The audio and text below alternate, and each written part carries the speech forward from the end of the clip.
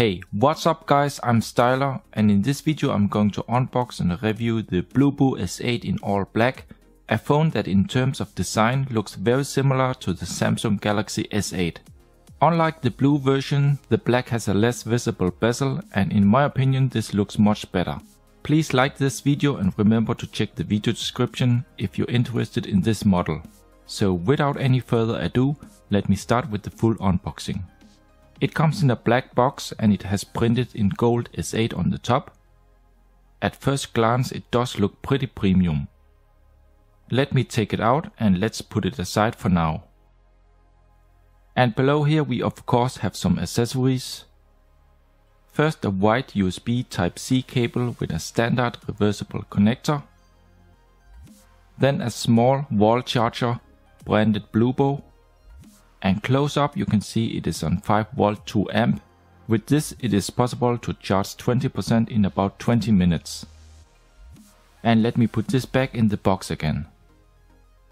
And in this one here we find some more stuff.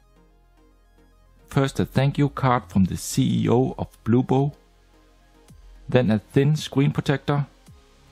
A quick start guide in English. A small pin, which seems to be very long, to open the SIM tray. A USB Type-C to 3.5mm headphone jack adapter, because this phone doesn't have any normal 3.5mm audio jack. And last a soft clear case, which will protect the back, sides, bottom and top. More to that one later. Let's now have a closer look at the phone. On the back we see some instructions about how to insert the SIMs in the hybrid SIM tray. Now let me remove this plastic. And wow, in all black it looks pretty cool, and it is extremely heavy in the hand. The design is very similar to a black Samsung Galaxy S8. The phone is powered by a MTK 6750T octa-core clocked at 1.5 GHz. It has 3GB RAM and 32GB internal storage, a built-in 3450 mAh battery and Android 7.0 Nougat. In the bottom we find a loudspeaker, microphone and USB Type-C port. On the right we just find a small power button, and this one is unfortunately very loose, as you can see here, something that Bluboo in my opinion should fix, even though the button still works fine and responsive. The back is slightly curved in the sides. It is not really black, more like a very dark blue. It is just made of plastic and it has a light rainbow effect when you tilt it. Personally I think it makes it look a bit cheap. I would rather just have it in plain dark blue or black. The front glass and also back curves slightly, as you can see here, similar to how it is on a Samsung S8. While the difference is that the finish is much better on a Samsung, but that one of course also costs much more, so it can't be compared directly. On the back we find a very strong dual LED flash and a dual camera setup, which consists of a 13MP plus 3MP sensor. The fingerprint sensor is also located here, and unlike on the Samsung S8, this one is in fact much easier to reach and use. Depending on how you move or hold the phone, the surface changes. I recommend to use the included case, because over time this plastic back will be scratched. The phone looks good, but it is a real fingerprint magnet. Both on the front glass and also back, it will have tons of fingerprints within 10 minutes of use. The front glass is okay thick and scratch resistant to a certain degree. The side frame is made of metal and very hard. The back is just thin plastic and it sounds kind of hollow. In the top there is a 5MP front camera, light and proximity sensor, notification LED and a loud and clear ear speaker. The phone weighs 197 grams, very close to 200, and it is 9.51mm thick. So the phone is in fact very heavy and thick in the hand. The USB Type-C to 3.5mm headphone jack adapter must be used if you want to connect some normal headphones. Let's now try the clear case. and yes, it fits fine, gives very good protection to the phone, and even though it makes it a bit thicker in the hand, it still looks okay. In the top we find some antenna lines and the SIM tray that supports 2 nano SIMs or 1 nano and 1 microSD card. And let me try to eject the tray and let's have a closer look. The tray is a hybrid tray and it is just made of grey plastic. The included screen protector is actually only protecting the center part of the front glass. It looks like it's too small, and I must say that this just looks strange, and I'm definitely not going to use this protector. Because of the curved front glass, you will need a screen protector that also curves, and that is really hard to find. The front display in fact has a very thin black border, or call it a bezel, but on this black version this is very hard to see. Okay, let's now boot up the phone. And first you see this nice animation. And I cheated a little bit and have already configured and installed my personal apps to it. Here the stock launcher. Scrolling is smooth and nice. The quick toggles look a bit different but cool. The on-screen buttons can be hidden. The sharp display is on 5.7 inch and the resolution is on 1440 by 720 pixel. Notice also that the corners are round, and here with a white background it is even more clearly to see. The display is colorful with average sharpness and brightness.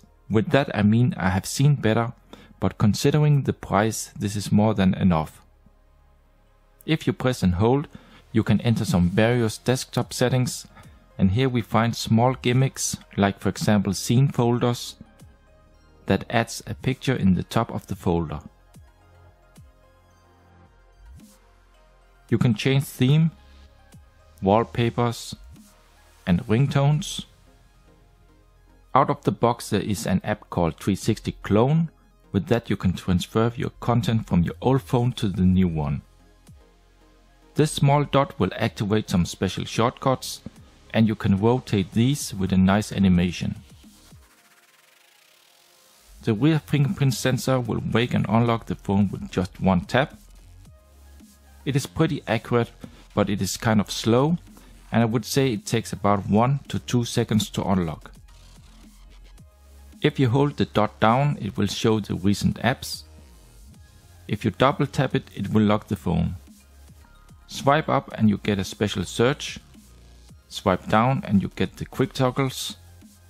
And to the left there is recent apps and a news feed. Let's just try to open this one here. And then you can swipe around from page to page. And then back again. Out of the box it also comes with something called Freezer. In here you can freeze apps if you for some reason don't want them activated anymore or just want to stop or hide them completely. Here the recent apps, it is displayed like a stack of pages where you scroll from side to side. Split screen in Android 7 is working, but it is a bit slow to activate, but well, it works. Here you see the resolution of the screen. The refresh rate of the display is on 57 Hz. Okay, but 60 would have been more perfect. The touch panel supports 5-point multi-touch, and most of the time the touch works good, but I did also sometimes experience some small delays. The viewing angles are good, but it seems dimmer from the bottom or side than when looking at it directly from the front. It has a multicolored notification LED, here in red when I charge the phone, and green because I just missed a SMS. The network reception is good, and it supports 4G, 4G, VoLTE, H and H+, and LTE band 20 is of course also supported. The screen on time is on 5 hours with mixed usage, okay for 1 day, but not much more, and heavy users may run low on power in the evening. Here info about the hardware from CPU Z. In the last tab you see that it only has some few built-in sensors, and there is unfortunately no gyroscope, so 360 VR will not work on this device. Let's have a look inside band mode. First Sim 1, LTE band 20 is supported, and in Sim 2 there is just 2G and 3G support. The GPS is a mixed experience. The log is relatively fast and the reception is strong. It has support for cloners, but the accuracy is not the best, 7 to 8 meters. Inside the camera app we first have video mode. It has a built-in time-lapse function, and you can even also add small watermarks. Here's some predefined to choose from. A nice little gimmick. Besides that we of course have photo, beauty, face cute and bokeh, which offers some different modes. Back to photo, and inside the settings you can change the bitrate of the videos. We have resolution and also different color filters. The front facing camera is without any real detail. Close up or when you zoom you see that it is kind of blurry. With the rear fingerprint sensor you can also take pictures, so one tap on the sensor will activate the shutter. The dual LED flash on the rear is very strong and works good with the camera in low light. In the gallery you can activate a HDR effect. It depends on the light conditions. When you're in a bright room or outside with the phone, it will make the picture darker or lighter. When it gets lighter you will actually sometimes even see more detail in the picture. The bokeh mode is, like on many other budget China smartphones, not really useful. If you minimize the effect to a minimum it can add a nice blurry background, but when you turn it up you see that it just creates a circle around the center. Normal pictures are what I would call average, nothing special, and the camera is only okay in daylight. As soon as it gets dark it will perform very bad and pictures get very blurry and dark.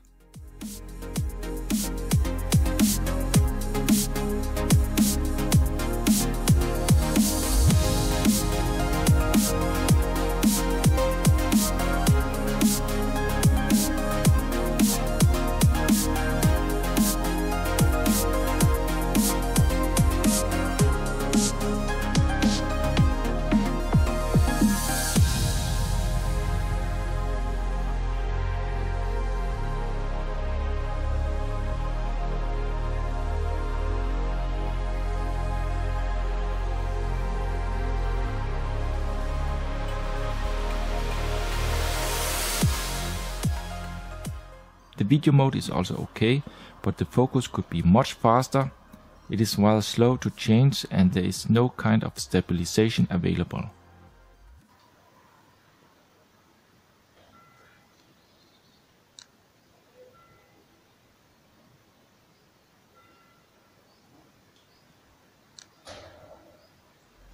The gaming performance is acceptable. It is just enough to run Asphalt 8 with some few frame drops here and there. Not the best I have seen, but okay, it is playable.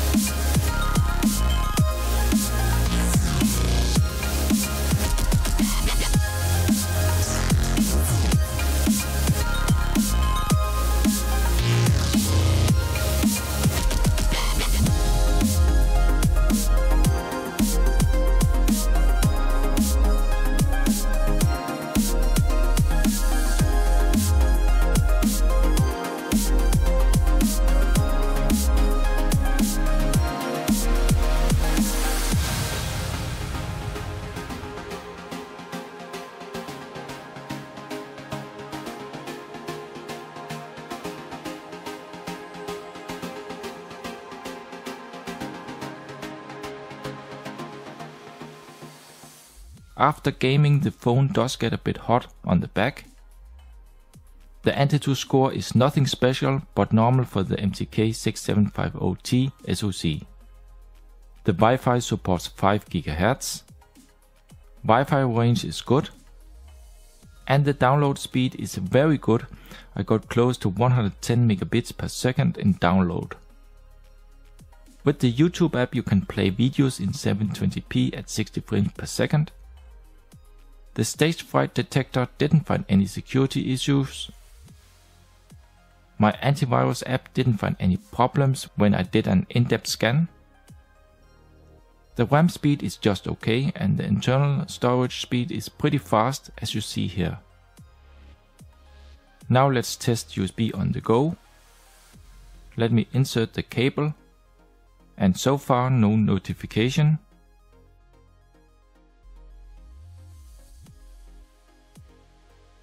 Let me turn the connector and no, nothing happens, so unfortunately it doesn't seem to support OTG.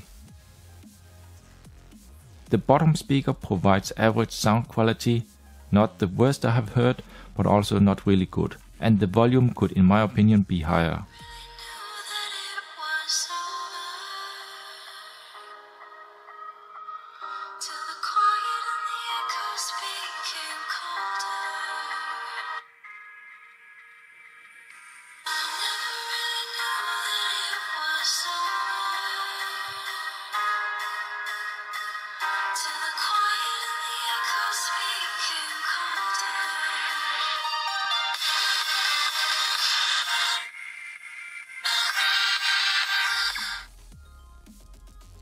Now let's check the phone settings. Inside more we find Wi-Fi calling, so if your network provider supports it, you can use the Wi-Fi to make calls. In display we have Mirror Vision, and let's also just check the highest and lowest brightness.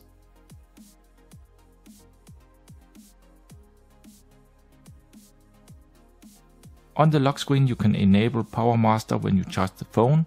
Basically it just enables a fancy animation while charging. Let me also just run through the settings in sound.